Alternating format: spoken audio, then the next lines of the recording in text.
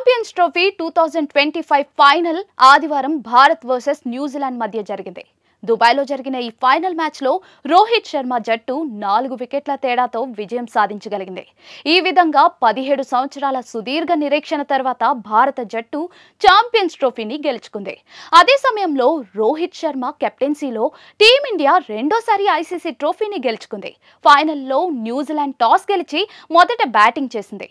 Daryl Mitchell innings సహాయంతో Kiwis జట్టు 7 వికెట్లకు 251 పరుగులు చేసింది. అనంతరం చేజింగ్లో భారత జట్టు 49 ఓవర్లలో 6 వికెట్లు కోల్పోయి ఈ లక్ష్యాన్ని చేరుకుంది.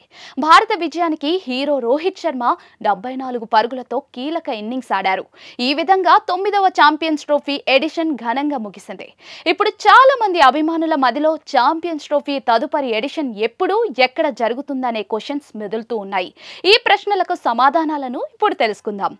ఛాంపియన్స్ ట్రోఫీని తదుపరిసారి 2029లో నిర్వహిస్తారు. అప్పటికి భారత జట్టు చాలా భిన్నంగా కనిపిస్తుంది. అయితే కొంతమంది ఆటగాళ్లు 9వ ఎడిషన్లో భారత జట్టు విజేత జట్టులో భాగమైన వారే ఉంటారు. అదే సమయంలో భారతదేశం 2029 ఛాంపియన్స్ ట్రోఫీకి ఆతిథ్యం ఇవ్వబోతోంది. దీంతో ఫ్యాన్స్ కు ఇది ఎంతో గుడ్ న్యూస్ లా మారింది.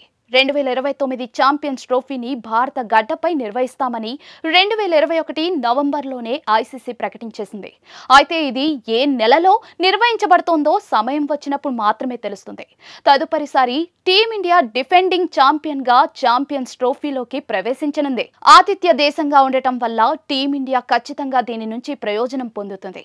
ఈ సమయంలో టోర్నమెంట్లో పాల్గొనడానికి పాకిస్తాన్ భారతదేశాన్ని సందర్శిస్తుందా లేదా అది తన అన్ని మ్యాచ్లను తటస్థ వేదికలో ఆడుతుందా అనేది కూడా ఆసక్తికరంగా మారింది. 2025 ఛాంపియన్స్ ట్రోఫీని పాకిస్తాన్ ఆతిథ్యం ఇచ్చిన విషయం తెలిసిందే.